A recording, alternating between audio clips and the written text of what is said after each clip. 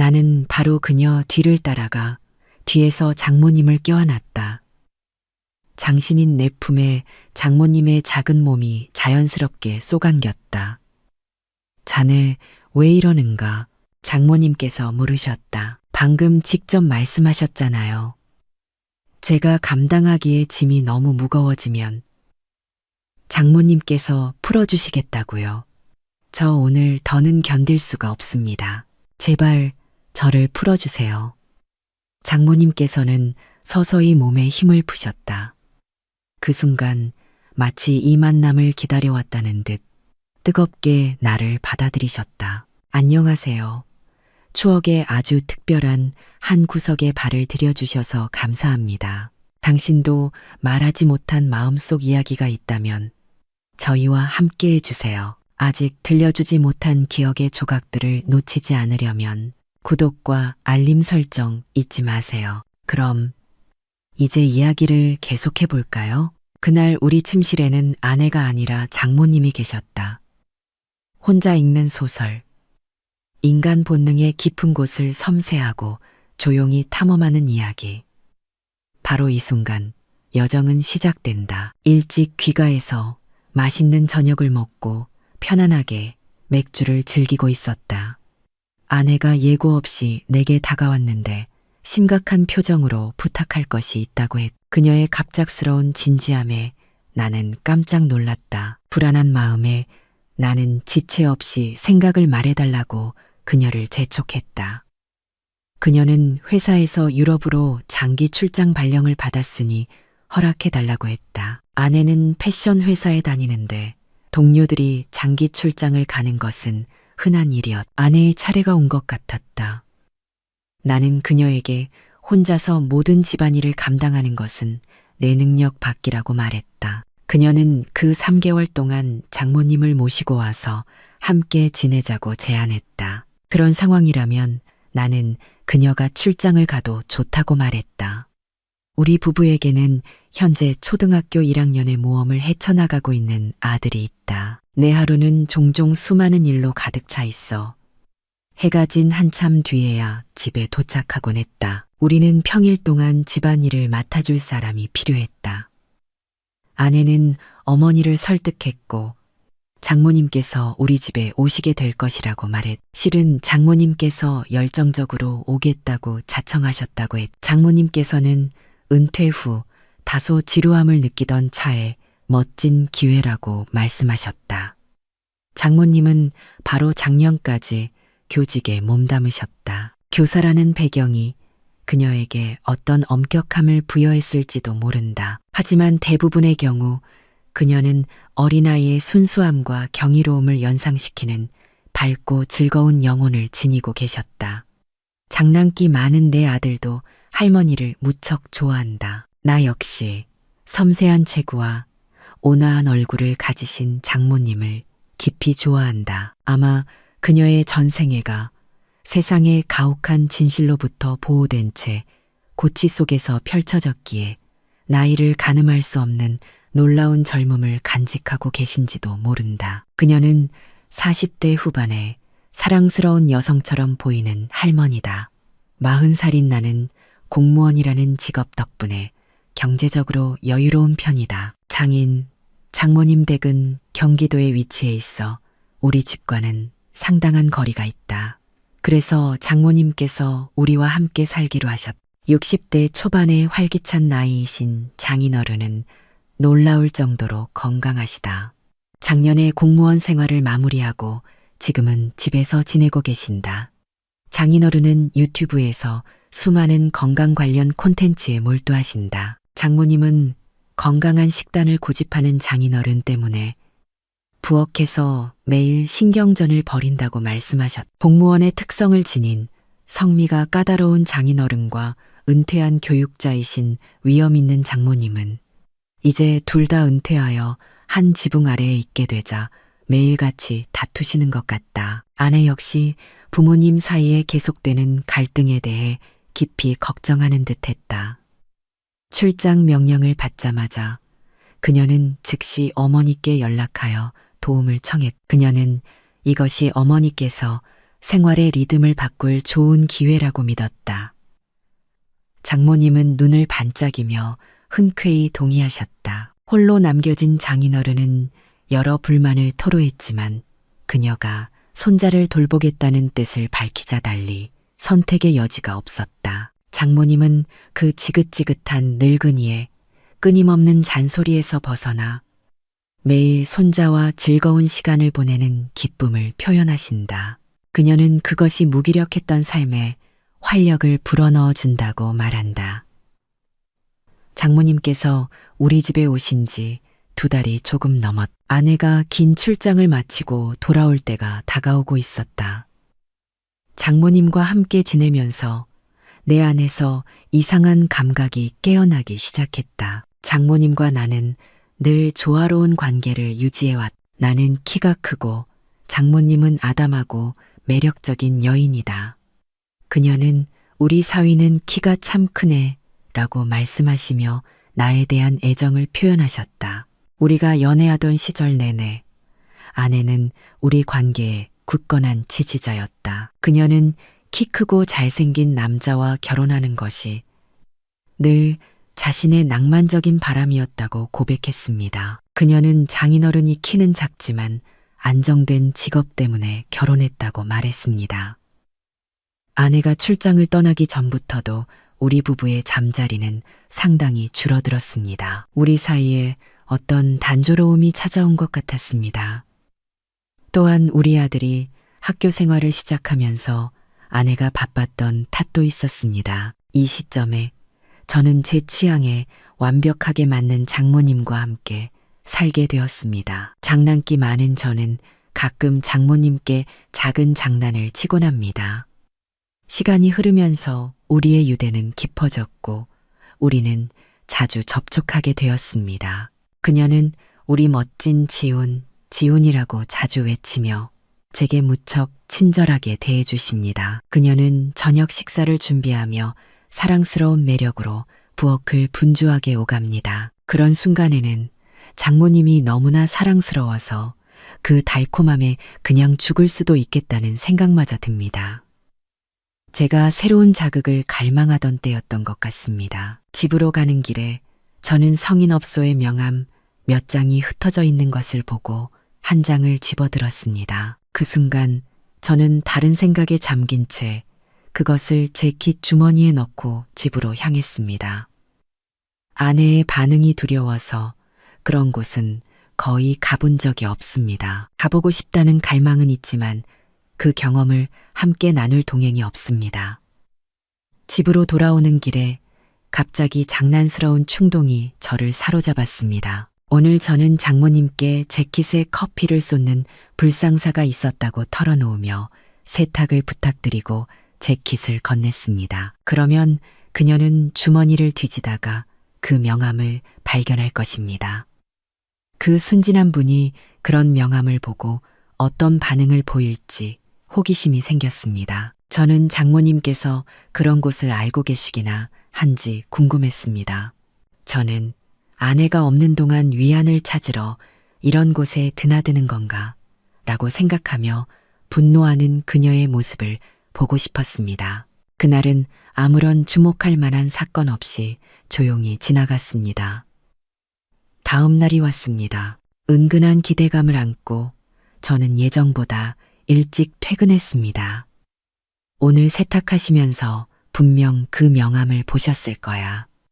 그날 저녁은 우리 아들이 학교 캠프를 떠나 우리 둘만 조용한 시간을 함께 나누게 되어 더욱 고요하게 흘러갔습니다. 하지만 우리가 식사를 하려고 앉았을 때 그녀의 침묵은 많은 것을 말해 주었습니다.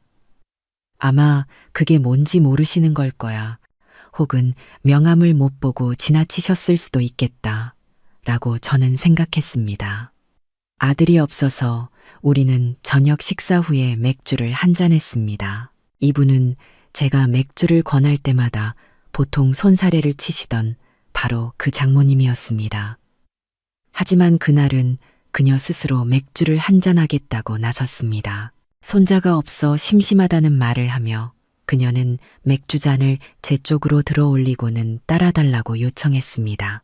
무엇 때문에 오늘 장모님이 이렇게 적극적이실까? 참 이상하네, 라고 저는 생각했습니다. 우리는 즐거운 대화를 나누며 맥주 몇 병을 비웠습니다. 알코올이 그녀의 혈관을 타고 흐르자 장모님의 표정은 변했고 기분 좋은 취기에 휩싸이면서 얼굴이 환해졌습니다. 저는 바로 그 순간에서야 비로소 술에 취한 장모님이 가진 매력과 아름다움을 진정으로 깨달았습니다. 제 심장은 열정적으로 뛰었고 온몸에 전율이 흘렀습니다. 바로 그때 장모님께서는 문제의 그 명함을 꺼내 들고 말을 시작했습니다. 자네 이런 곳에 자주 가는가? 그녀가 물었다. 나는 그녀가 그것을 못 보고 지나쳤다고 생각했는데 그녀가 술자리에서 이 이야기를 꺼낼 작정이었음이 분명해졌다. 누가 주길래? 순간적으로 아무 생각 없이 받았습니다. 나는 그녀의 반응을 살피기 위해 장모님을 곁눈질하며 말했다. 그런데 장모님, 어떻게 이런 업소의 성격에 대해 그런 지식을 갖고 계십니까? 나는 약간의 교활함을 섞어 되받아쳤다. 무슨 말을 하려는 건가? 나는 내가 알아야 할 것은 알고 있어. 나는 세상 물정 모르는 순진한 바보가 아니야.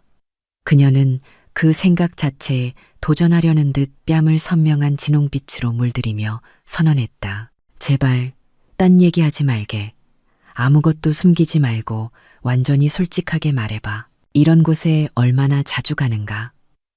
그녀가 나를 다그치자 장모님의 얼굴은 잘 익은 감의 빛깔로 변했다. 그 순간 내 안에 짓궂은 불꽃이 튀어 나는 작은 이야기를 꾸며내게 되었다. 최근에 그 사람이 없어서 모든 게 정말 쌓였거든요. 그래서 딱 한 번뿐입니다. 나는 약간의 절박함이 묻어나는 목소리로 말했다. 하지만 아주 엄하게 반응할 것으로 예상했던 장모님은 다소 기이한 태도를 보이셨다. 잠시 망설이더니 그녀는 모두를 놀라게 하는 질문을 던졌다. 이런 곳은 실례가 안 된다면 한번 방문하는데 가격이 어떻게 되나? 그녀의 호기심이 역력하게 드러나며 물었다. 그 질문은 나를 불시에 덮쳐 완전히 당황하고 준비되지 않은 상태로 만들었다. 하지만 장모님은 진지한 표정으로 나를 바라보셨. 그러나 분위기는 기묘했다. 꾸짖는 어조가 아니었. 진중함을 전달하려는 시도로 나는 내 대답을 과장했다. 장모님, 한 번 방문에 대략 70만 원 정도 됩니다. 장모님, 다시는 가지 않겠습니다. 그러니 이것은 우리 둘만의 비밀로 해주십시오. 나는 그녀의 반응을 살피며 그녀에게 시선을 고정한 채 말했. 하지만 장모님의 목소리에는 충격이 서려 있었다. 세상에 정말 그렇게나 비싸다고. 그들이 돈을 버는 게 얼마나 쉬운지. 정말 어이가 없군. 그녀는 마치 사색의 바다에 표류하는 듯 맥주잔을 비운 채 침묵에 빠졌다. 그녀가 그렇게 자신의 세상에 잠겨 앉아 있는 동안 부인할 수 없는 귀여움이 그녀를 감쌌다. 긴 침묵 끝에 장모님은 전혀 예상치 못한 놀라운 말을 내뱉었. 70만 원은 정말 엄청나게 큰 돈이네. 지훈. 다음의 상황이 정말 참을 수 없게 되거든. 거기는 가지 말고 그 대신 나를 고려해 준다면. 순간 그녀의 말은 내게 알 수 없는 수수께끼가 되었다. 도대체 이걸 어떻게 이해해야 한단 말인가? 단순한 농담으로 시작된 것이 내 마음속에서 생각의 소용돌이로 번져버렸다. 놀라서 장모님을 돌아보자 그녀의 표정은 그녀가 꽤 진지하다는 것을 암시했. 그녀의 눈은 나에게 고정되어 있었고 그 강렬함 속에는 약간의 도전적인 기색이 담겨 있었다. 그 찰나의 순간 그녀의 아름다움은 너무나 매혹적이어서 나는 저항할 힘을 완전히 잃고 말았다. 그녀는 변해 있었다. 더 이상 내 장모님 같지 않았고 내가 늘 꿈에서 그리던 바로 그 여인의 정수를 구현하고 있었다. 그녀는 이 순간을 빌어 자신의 진정한 감정을 드러내려는 것 같았다. 교육자를 연상시키는 그녀의 태도는 그녀가 결코 상스러운 농담에 의지하지 않으리라는 것을 보증했다. 그녀의 말은 나를 완전히 어리둥절하게 만들었고 그 의미를 파악하려 애쓰게 했다. 술기운에 약간 흐려진 내 마음은 생각의 폭풍우였다. 우리 사이에 짧은 침묵이 흘렀다. 예기치 않은 순간에 장모님은 침묵을 깨고 입술에 미묘한 미소를 띄었다. 그럼 나는 이제 쉬러 가겠네. 그녀는 자리에서 일어나며 선언했다. 그녀는 상쾌한 샤워를 즐기기 위해 욕실로 향했다. 홀로 생각에 잠겨 나는 남은 맥주를 마시며 다음 행동을 숙고했다. 이 공경에서 나는 도대체 무엇을 해야 하는가? 방금 전 장모님의 미소는 무엇을 의미하는 걸까? 나는 장모님이 내 주위에 유혹의 거미줄을 치고 있다고 확신했지만 그림자 속에는 의심이 남아있어 확신의 가장자리에서 비틀거리고 있었다. 영원처럼 느껴지는 시간이 흐른 뒤 장모님께서 목욕을 마치고 나오셨고 방으로 향하며 밤을 위해 쉬러 가겠다는 뜻을 밝히셨다. 방에 들어가시면서 자네도 서둘러 샤워하게 라고 말씀하시며 다시 한번 희미한 미소를 지으셨다. 그 미소를 보는 순간 깨달음이 나를 덮쳤다. 아, 장모님이 나를 원하고 계시는구나. 나는 바로 그녀 뒤를 따라 방으로 들어가 뒤에서 그녀를 따뜻하게 껴안았다. 그녀의 작은 몸이 나의 더 큰 실루엣의 윤곽 안에 자연스럽게 자리 잡았다. 자네, 왜 이러는가? 장모님께서 물으셨다. 당신이 직접 말했잖아요. 제가 감당하기에 짐이 너무 무거워지면 당신이 제게 위안을 주시겠다고요.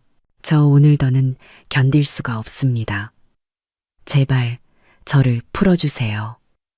장모님께서는 서서히 몸에 힘을 푸셨다. 그리고는 마치 이 순간을 기다려왔다는 듯 그녀는 나를 열정적으로 받아들였다.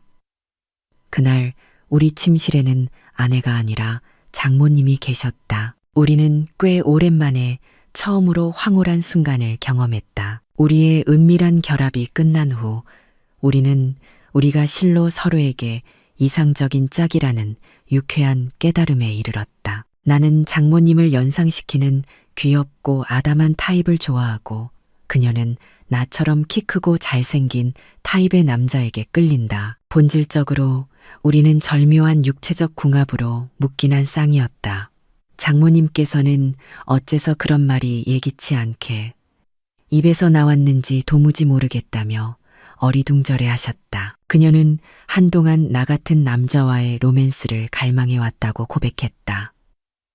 그녀는 기회가 주어졌을 때 말이 힘들이지 않고 흘러나왔다고 말했다. 그녀는 장인어른과의 관계는 42대 중반부터 끊겼다고 주장했다. 그녀는 장인어른의 까다로운 성격 때문에 시간이 흐르면서 그에 대한 반감만 커졌다고 표현했다. 그날 이후로 우리의 관계는 열정적으로 불타올랐지만 조심스러움으로 절제되었다. 장모님의 마지막 사랑으로서 나는 그녀의 애정을 한없이 자유롭게 받았다. 아내가 돌아온 후에도 우리는 우리의 관계를 멈출 생각이 전혀 없었다. 우리는 우리의 비밀스러운 만남을 위해 치밀하고 스릴 넘치는 계획을 세웠다. 우리의 탈선은 칠작전의 흥분을 연상시키며 짜릿했다. 우리는 격주로 하루를 정해 평일에 만났다. 우리는 집의 안락함에서 멀리 떨어진 지하철역에서 만나 위안과 휴식을 찾을 수 있는 근처의 안식처로 향했다. 내가 먼저 들어가서 방 번호를 문자로 보내면 장모님께서 그곳으로 찾아오셨다. 방에 들어서는 순간 장모님은 놀라운 변신을 겪으셨다. 그 변신은 더할 나위 없이 매력적이고 유쾌하게 아름다웠다. 여자의 변신은 죄가 아니라고들 한다. 장모님을 바라볼 때면 그 말의 진실이 내 안에서 울려 퍼진다.